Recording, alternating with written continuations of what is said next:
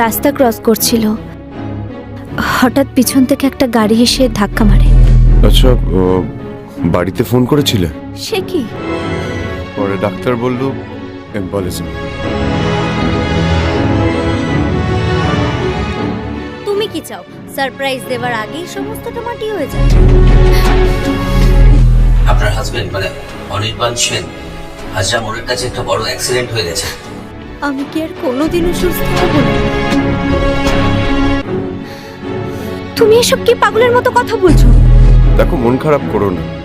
It's just an accident and we are planning and doing it. That's all. তুমি হয়তো জানো না যে আমি ফরেনসিক ল্যাবে টক্সিকোলজিস্ট।